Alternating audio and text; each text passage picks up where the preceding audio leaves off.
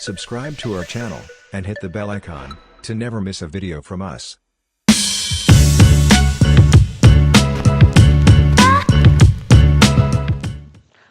Hello everyone. Today we have with us Ms. Shikha Agarwal with over 12 years of working experience. She has developed expertise in managing operations, technical recruiting, MIS, project management, business process outsourcing with a demonstrated history of working in the banking industry. She has worked at senior capacities with companies like JPMorgan Chase Co, Barclays Global Service Centre, and Bennett Coleman and Co Limited. Her achievements speak for themselves. On behalf of Vskills, we welcome you to this interview series, ma'am, and hope you have a good time with us today. Thank you, Tanmay. Thank you for the introduction. I started with a bank in the operations sector, and I started straight after my graduation. So while I was in operations, I spent significant time, nearly 6 years. And within operations, I moved different teams. I managed different products and services of the bank. So once I felt that I am an expert, I understand more or less most of the business and products and services, I can probably contribute into enhancing the risk framework. And I always wanted to specialize into something like risk or finance. So I got an opportunity within the organization to move into a risk and control framework role. And I took it.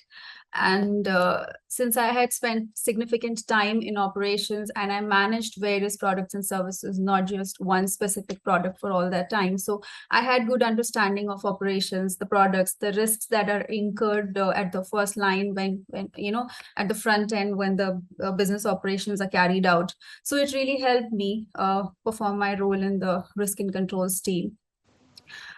So yeah, after 6 years working in operations, I took a leap of faith and I accepted a role in the risk function. And since then, I'm part of the risk team. Okay, so first of all, I will tell you what actually operations risk is. So operations are carried out in any business, in any industry, in manufacturing, insurance, banking, which means firsthand when the business operations are performed, where you are catering to the customers, giving services on the products. That is operations. And the risk, operations risk is different for every organization, every bank, every industry, depending on their operations.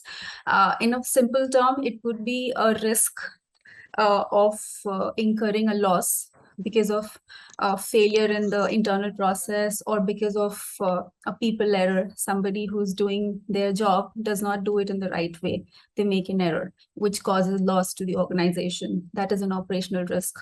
It could be due to an internal issue, training issue, internal process failure.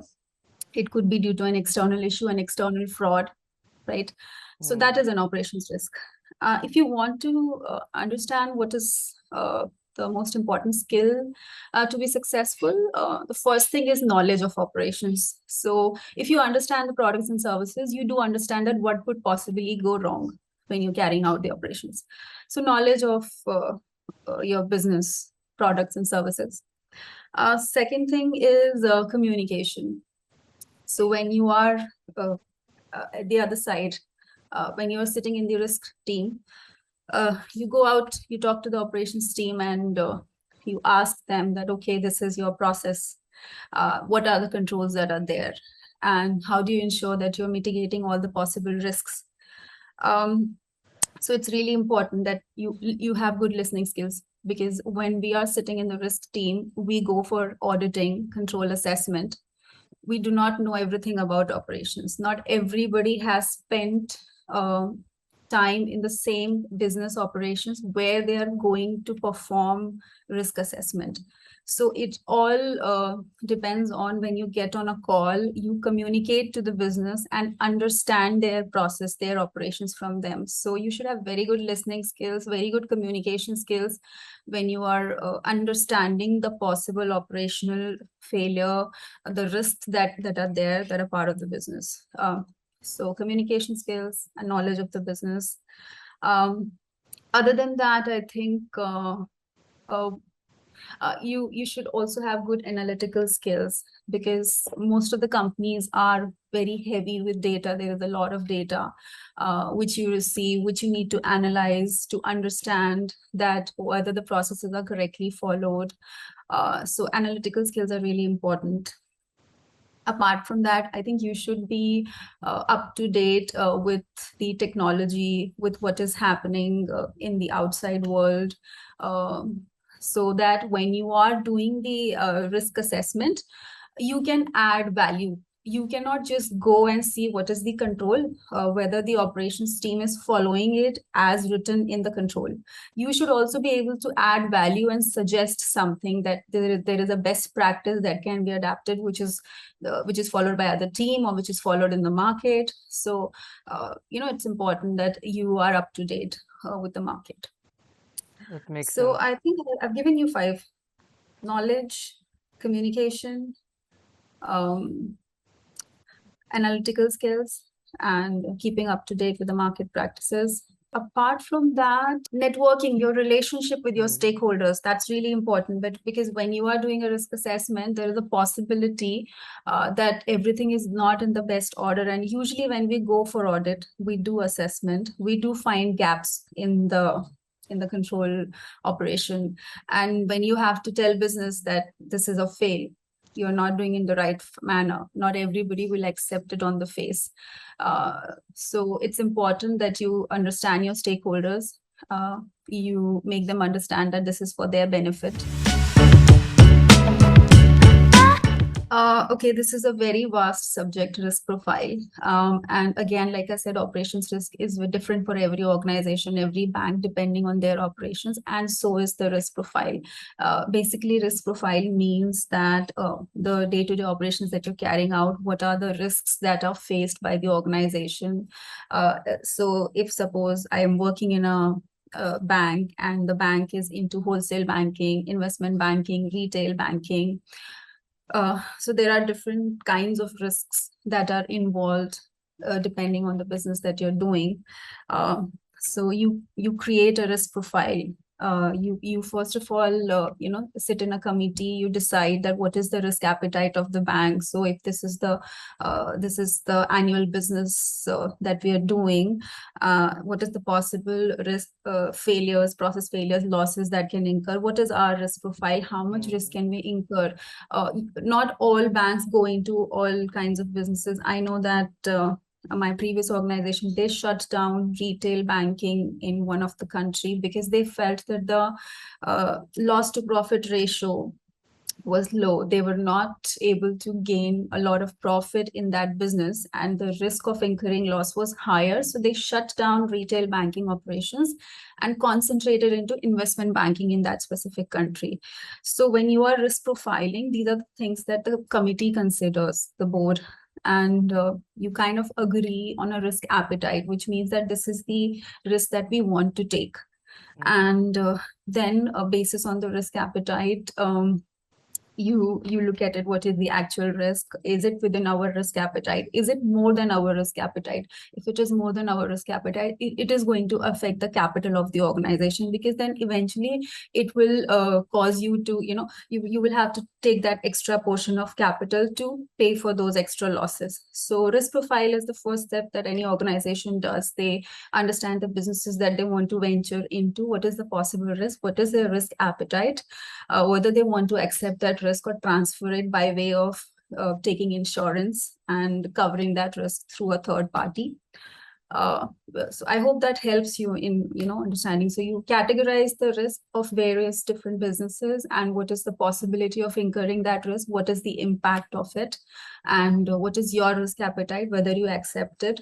If it is within your risk appetite, you want to continue doing that business, or sometimes businesses take a decision to withdraw from a specific product because that is actually exceeding their risk appetite. So that is all part of risk profiling.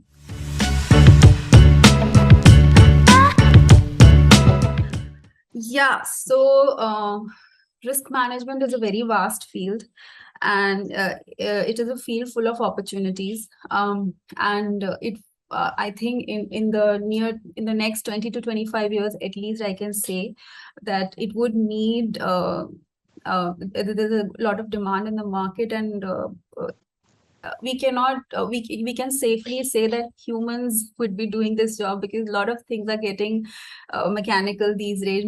Machine learning is coming, AI is coming, automation is taking place. So risk management still has a great opportunity and for people to learn and and grow. And there are big companies where the new roles keep coming up into risk management. If it is something that interests you, basically, if you go into the risk management, you, like I said, that should have the knack to understand the process step by step, ask questions. You should be really inquisitive, break down things step by step and understand questions, ask questions to understand the process, and be able to add value by suggesting something that can improve the process. If it does actually interest you, it's more of like kind of examining others' work, right? You go out and you ask questions. So you have to be very effective in your communication. People might sometimes do not like it. They say that we know our business better than you. So it's really important that your stakeholder management is good, your communication is effective. And if that is the kind of role that interests you, then yes, why not go for it? Even I would say straight away starting into risk management is a little tricky. You can probably start at the first level, first start with the operations or first line of defense, become expert in a specific service or product. If you like finance, because risk management is various kinds. So I have done controls for BCBS, Basel Committee for Banking Supervision, BCBS controls. There are SOX controls, which are finance related controls. So mostly chartered accountants or CPAs, they perform financial controls testing. That is what companies ask for forthright, that you should be a qualified accountant if there is any finance related controls process, unless you have an experience in that field. So you first understand in risk management which specific field interests you. It doesn't harm if you start from somewhere. When you're working in the role, you get to know a lot about various other teams, what they're doing. And then kind of that what is your calling, what is your connect, and pursue further in that specific risk area. It is a very vast field full of opportunities, and the role is growing. Companies are assessing their risk profile because as automation is happening, there are different other kinds of risks which are coming in picture: cyber risk, technology risk, right? So the types of risks are also going. This portfolio is also growing. So you can specialize in one risk, or you can be a generalist about various other risks. It's a huge field. Just start somewhere, see what interests you, what connects you, and then progress accordingly. There are certain certifications available, like there is Institute of Internal Auditor, which provides various certifications for people who are interested to make career in auditing. So you can start sometimes if you are a qualified internal auditor, certified internal auditor, that can help you land a job in auditing. So there are various ways. You can start by being on the job and specializing somewhere, or obtaining a qualification, certification, get a job. So everybody has different paths. Just see what works for you. It's a great field full of opportunities. For me, I think it's important that whatever I'm doing, I'm happy and I'm passionate about it. And I am very persevere. So for me, sometimes when you start into a new field, you are nervous. You sometimes want to give up if you're not getting the good results. You're not understanding the challenges of that new role. But as long as I have my end goal on my mind, I persevere. So perseverance, I would say my quotation in life is that you persevere until you reach your end goal. And as long as you that go that you're passionate about the journey to reach that end goal. So perseverance is very important, and be on a job which connects to you, which you're passionate about, which makes you happy to do. Yes. Thank you, ma'am. That was really insightful. So I think that's the end of my questions. And thank you for being here. Your experience, your knowledge is valuable to our viewers. So thank you for sharing with us, ma'am. Thank you so much, Tanvay, for having me. I hope that with my experience, I was able to share some insights which helps your viewers. Thank you for having me. Subscribe to our channel and hit the bell icon to never miss a video from us.